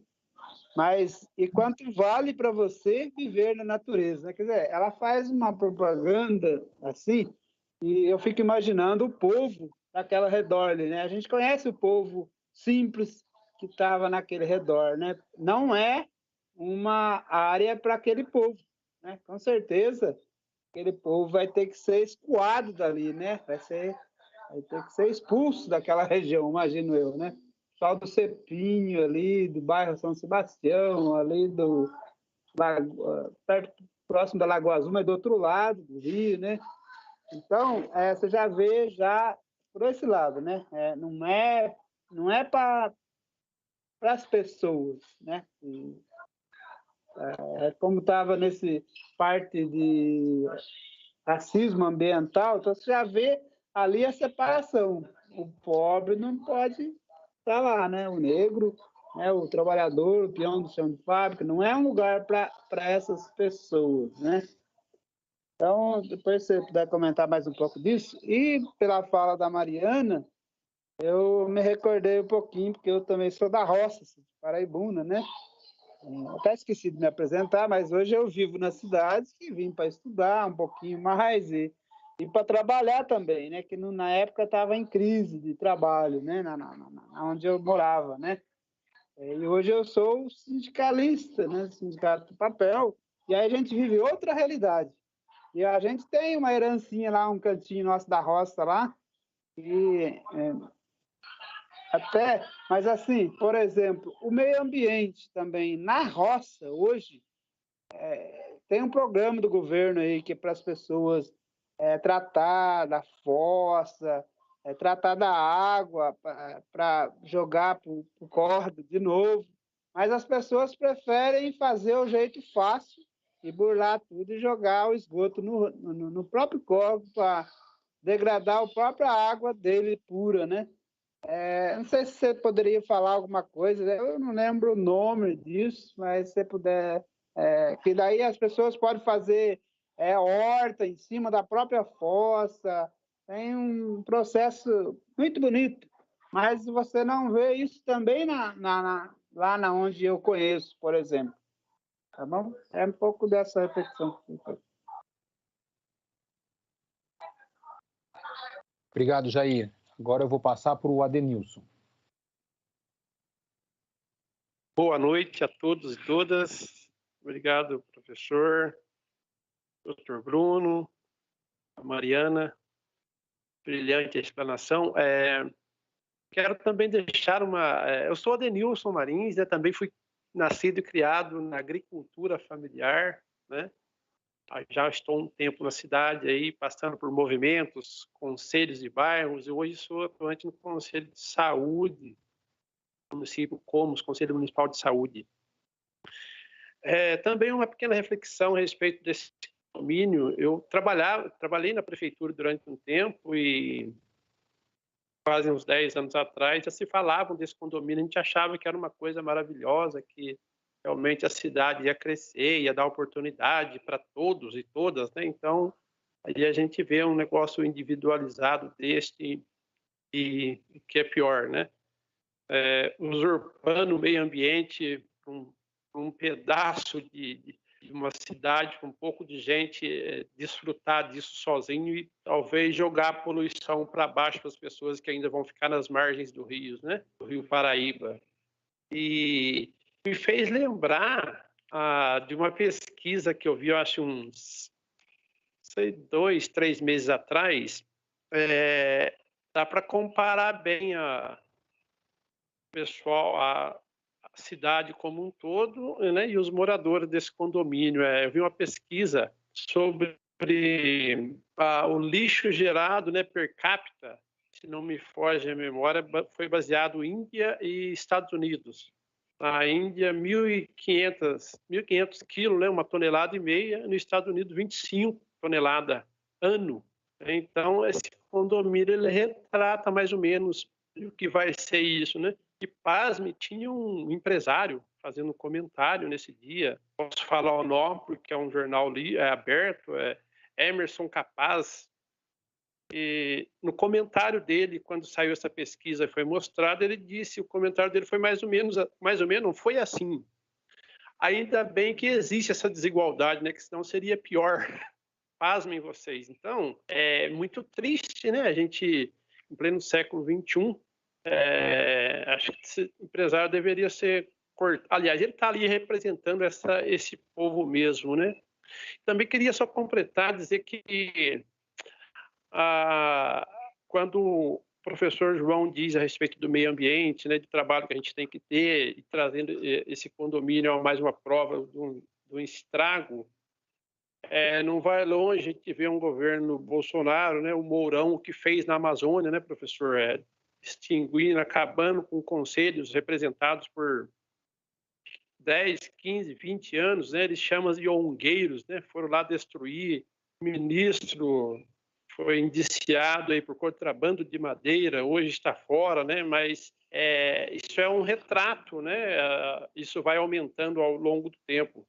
E também dizer que, nesse tempo que eu trabalhei na prefeitura, tinha um projeto financiado pela Petrobras, que construiu um cinturão verde pelo Campo Grande. Cheguei a fazer até algumas visitas, que eu era na parte da gerente de agricultura, com morador, tratamento de fossa, um projeto maravilhoso, né? Mas, enfim, vieram aí destruir o Petrobras e tudo mais, e isso acabou-se em nada, né?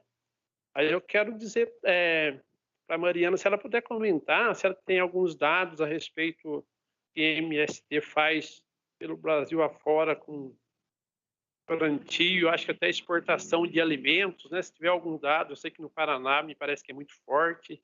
Se puder fazer um relato, um pequeno comentário a respeito do potencial desses alimentos saudáveis que a gente quase nem tem acesso, porque os mercados não mostram, não querem, né? Então a gente está um pouco distante. Se puder fazer um pequeno comentário a respeito, era isso. Muito obrigado. Bacana, Denilson. Eu acho que está sem mais inscritos. Eu vou passar a palavra. Vou só fazer uma pergunta também, rápida.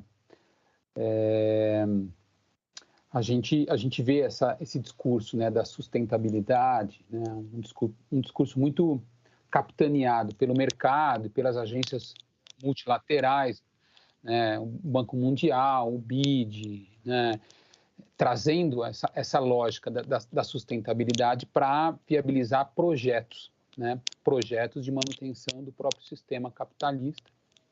Então, o que eu queria refletir com vocês se é possível, né, e como a gente pensar, de fato, numa sustentabilidade que parta dos movimentos, né, da classe trabalhadora, as alternativas, né, para que isso possa se alcançar, né?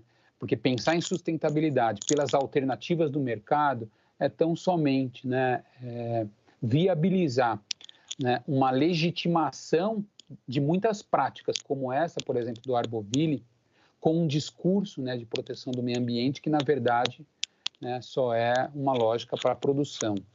Então, eu queria ver com vocês isso, e pensando numa frase do Chico Mendes, né, que, lógico, ela foi contextualizada num outro momento da história, e que ecologia sem luta de classe, né, é jardinagem, para a gente pensar até que ponto, né, a gente consegue pensar na proteção do meio ambiente, em sustentabilidade, sem adentrar de fato em todo o processo histórico da nossa exclusão, da opressão da população, né, carente e da luta de classe, né, gênero e raça, que a gente historicamente deixou de lado. Eu acho que é isso. Para dizer também, eu participo de um CSA, acho muito bacana, um CSA aqui de Guararema. Eu até convidei o pessoal, não sei se tem alguém aqui na sala, mas é uma experiência fantástica. Acho que a Janaína está com a mão levantada também, Bruno. Janaína, passo para você, então.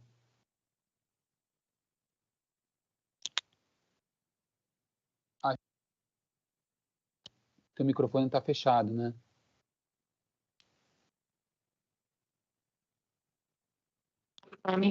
Agora funciona. Acho que é o fone que está ruim. Eu primeiro quero agradecer pelo curso, tem sido maravilhoso participar aqui. Nem sempre eu consigo ficar para o debate, porque eu tenho uma filha pequena que dorme nesse horário. Hoje o pai está enrolando com ela ali. E é um prazer especial por estar ouvindo duas pessoas que eu conheço, né, que é o João e a Mariana, que é irmã de uma amigona minha, inclusive.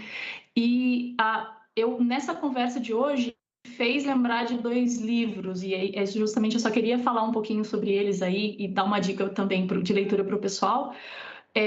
Que o primeiro que eu comentei, falei com o Luciano, que é o Marcovaldo, do Italo Calvino. Eu gosto muito dele, eu estudei ele bastante já em iniciação científica, que, né, é um autor italiano aí, que foi membro do Partido Comunista da Itália, e ele fala, primeiro, ele tem um livro de ficção que chama Especulação Imobiliária, que até pouco tempo atrás estava esgotado no Brasil, eu não sei se ele foi republicado, mas em que ele fala sobre a especulação imobiliária nas cidades italianas, especialmente as cidades do litoral, né, da Riviera Italiana ali, e como que a natureza foi apropriada pelo capital, isso já nos anos 50.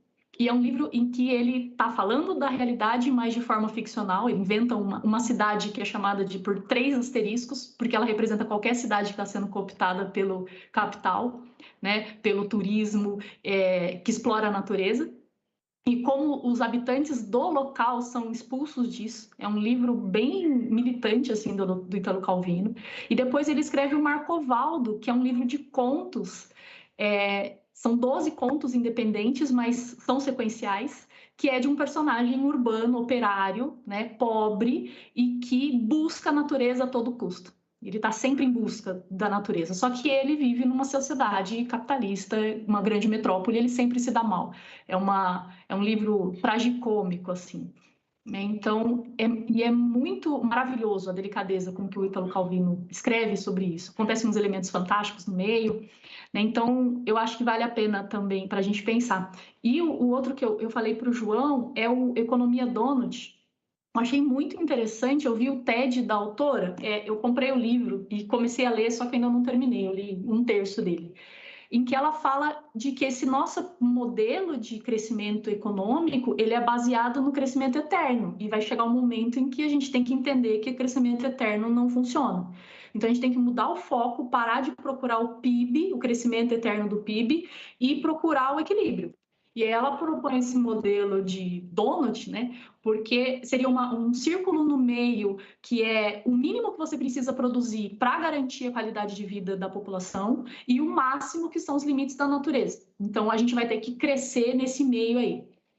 Pareceria algo mais idílico, né, como todas as propostas que aparecem de desenvolvimento sustentável no capitalismo, mas os países sociais-democratas começaram a achar isso interessante. E no ano passado, Amsterdã anunciou que vai se tornar a primeira cidade a implementar a economia donut, né? Então, como um modelo aí, um plano piloto. Então, eu acho bem bacana, né? E lembrei desses 2 livros, só quis compartilhar com os amigos aí e agradecer mais uma vez pelo curso, que tem sido maravilhoso, gente. Muito obrigada. Ângela, você quer falar?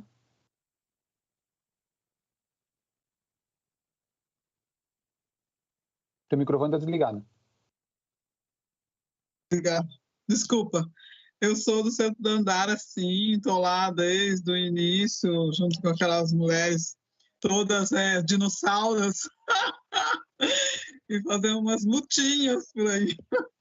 Obrigada.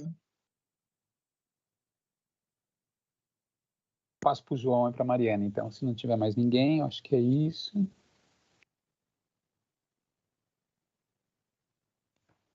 Beleza. Vou eu agora, então, Mariana.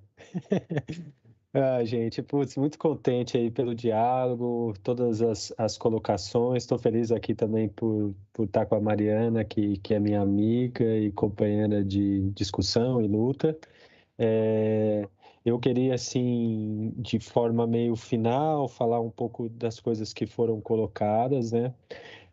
Eu acredito, para falar um pouco o que aponta o Jair, né, que essa questão do Arboville e da expansão do espaço urbano, né, para aquela região, para viabilizar um modelo de cidade privatizada e, e com lagos e acesso ao Rio Paraíba, é uma das grandes batalhas que a gente deve enfrentar aqui na cidade nessa questão socioambiental, né?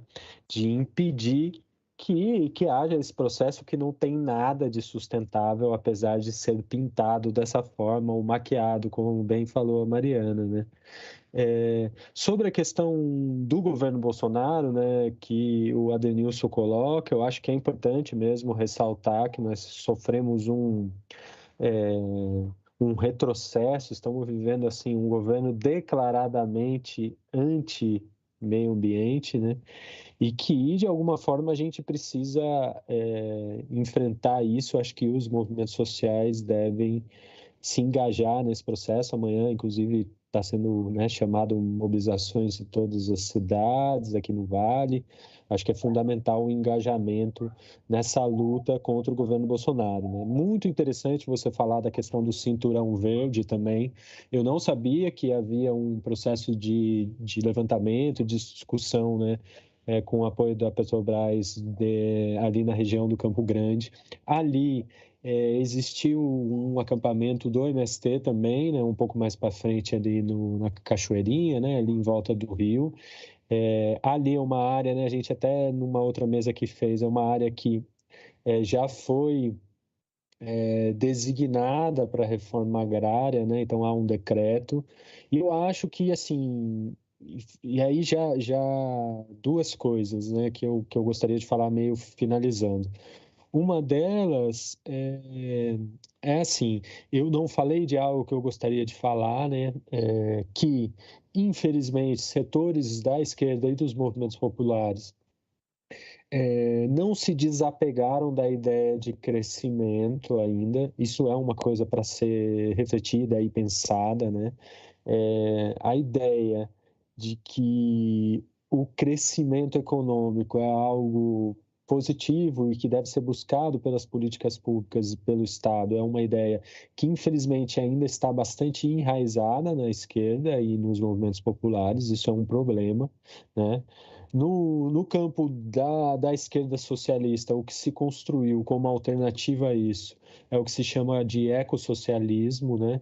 Que é a ideia de que, bom, é necessário uma sociedade democrática, radical e que socialize as riquezas através da socialização dos meios de produção, mas que não adianta ter como modelo o crescimento desenfreado, que isso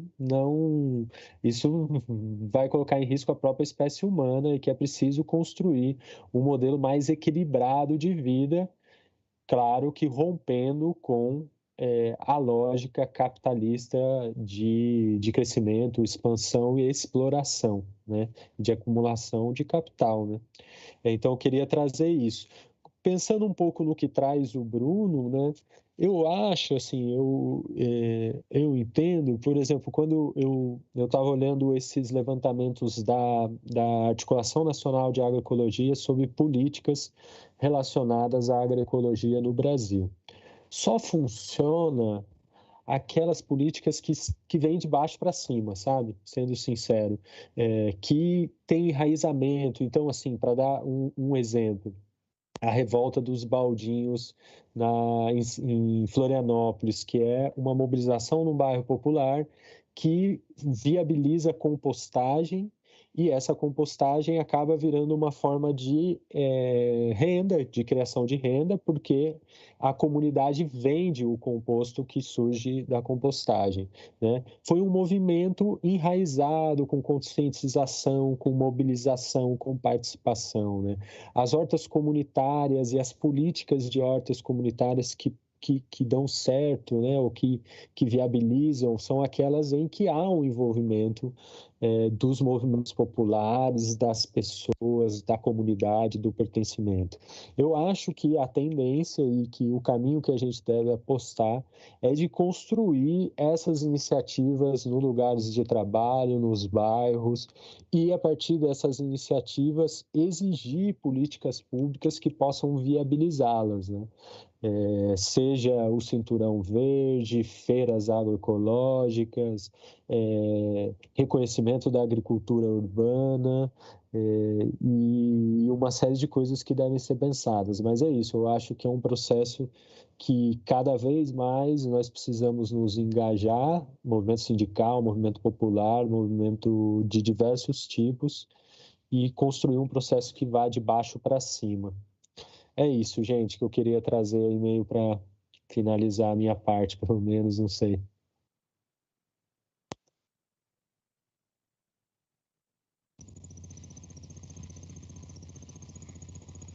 Bom, acho que agora para também contribuir aí mais um pouquinho,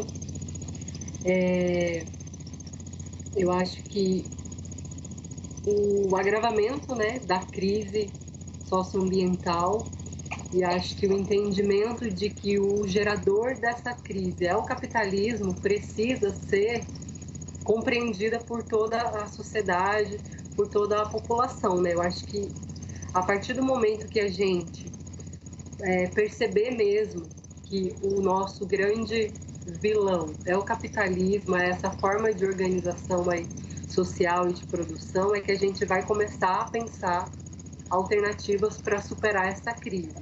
Eu acho que cada um, em suas individualidades e dificuldades, vai tendo as situações que podem suscitar reflexões para encontrar caminhos de transformação, né? Que é o que a gente precisa agora nesse momento, para a gente pensar alternativas realmente sustentáveis, né? Para a gente conseguir sair dessa esfera de ações individuais, porque acontecem muito e são importantes, mas eu acho muito importante, sem dúvidas, de que haja realmente políticas públicas para que as transformações e mudanças sejam mais estruturantes, né, na sociedade e consigam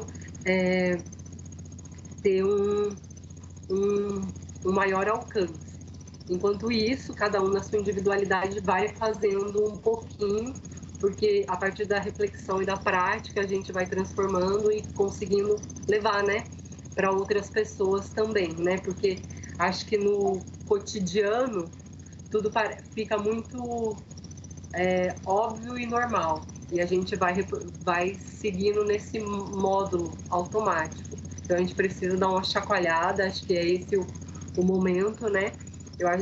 Essa década agora que se inicia tem sido vista como uma década chave para a transformação ambiental, porque talvez, possivelmente, o planeta não vai dar conta de tudo, né, que vem acontecendo, e talvez não, se a gente não mudar, a gente não vai ter um futuro assegurado aí para gerações futuras. Então a gente está nessa demanda enquanto sociedade, enquanto ser humano.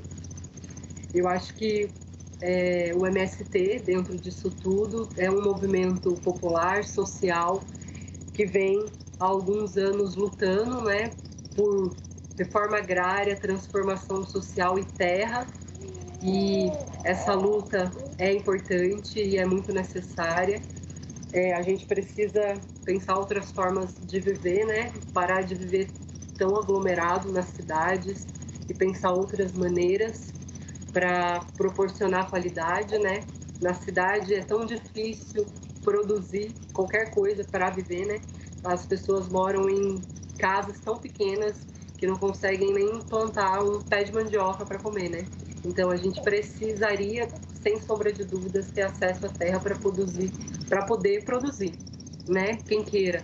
E acho que ressignificar o campo, porque com o processo histórico, o campo ficou como algo atrasado, algo ruim, algo que o moderno está na cidade, então a gente vai para a cidade trabalhar, estudar e se dar bem, mas não é bem assim, né? O que acontece? A gente vai para a cidade, trabalha, arranja um emprego e tem um patrão.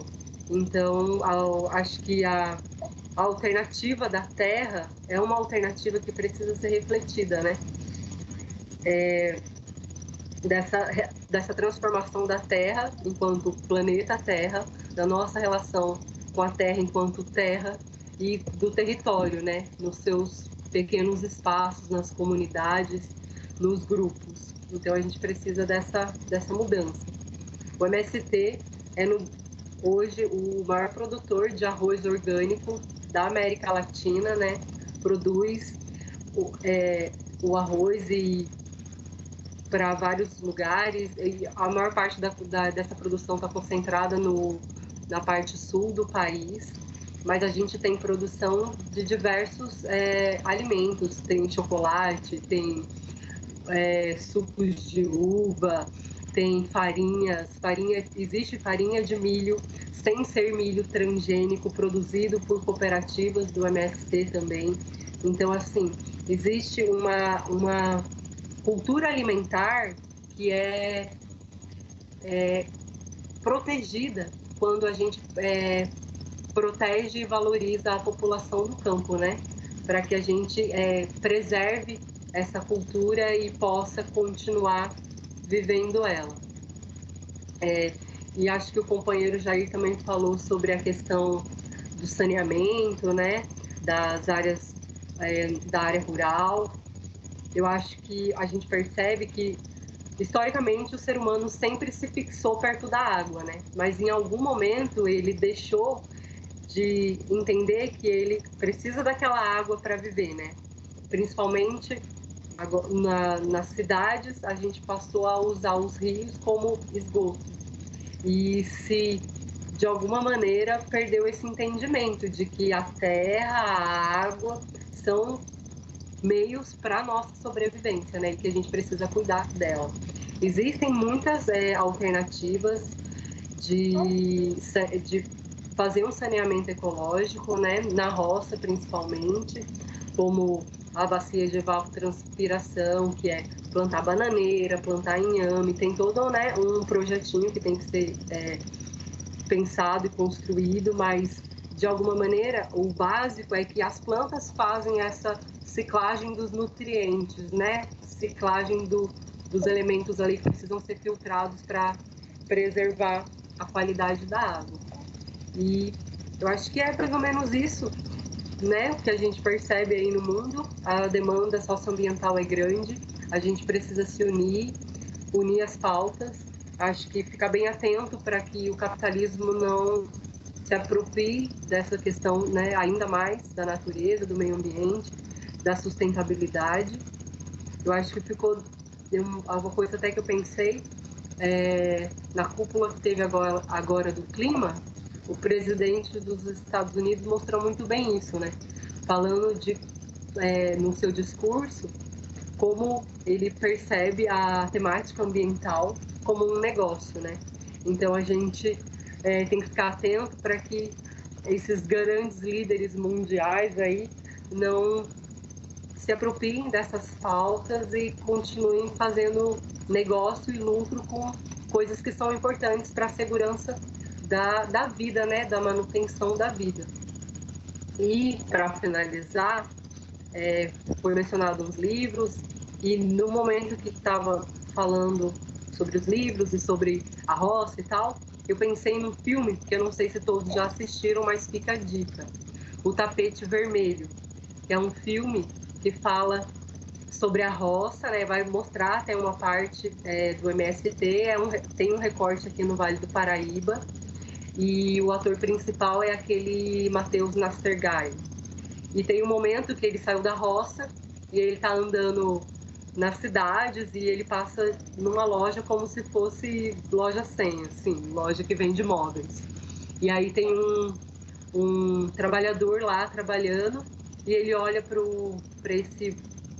essa pessoa que é da roça com meio desprezo e achando ele muito atrasado, burro. E aí esse cara, o da roça, né, ele olha bem e fala: mas na roça eu planto meu inhame, e eu tenho meu inhame, e eu tenho minha comida, e lá eu tô bem, entendeu? Tendo a terra e a possibilidade de produzir, o básico, né, para a manutenção da vida está assegurado. Então, acho que é mais ou menos nesse sentido, né, cuidar da terra para a gente poder cuidar da vida e poder continuar vivendo, porque senão, acho que, sem dúvidas, o futuro está comprometido. E a gente precisa pensar alternativas ao desenvolvimento, desencanar do crescimento econômico. O PIB não está com nada. O Ailton Krenak fala muito disso.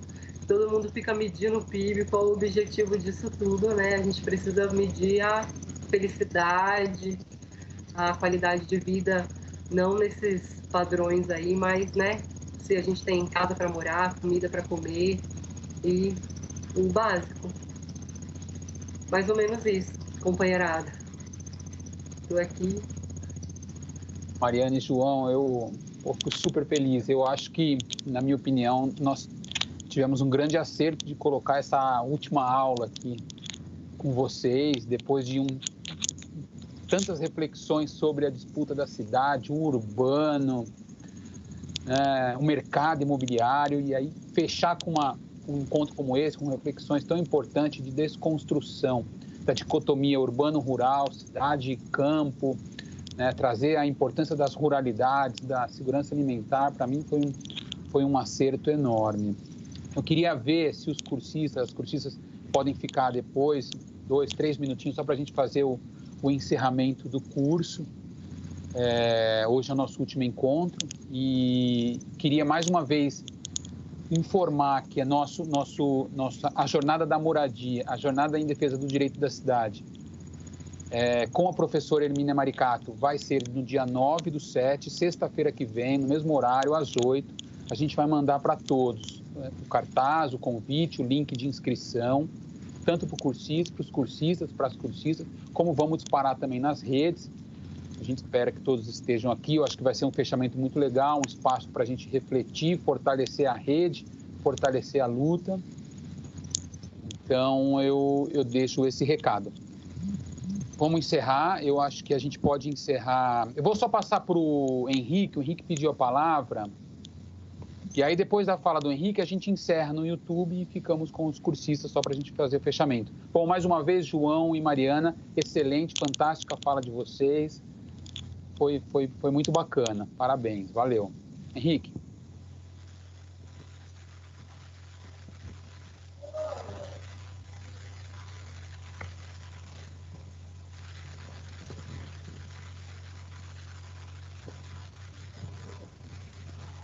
Henrique, consegue falar?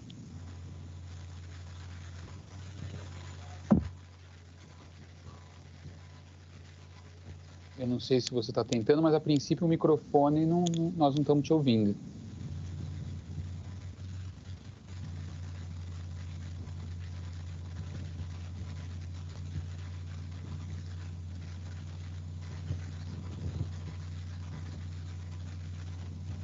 O microfone não está funcionando. Eu vou encerrar no YouTube. Vou pedir para a IDEP encerrar, agradecer a todos que estão aqui na sala, agradecer a quem está nos acompanhando no YouTube até agora, e a gente fica só para fazer o encerramento entre nós.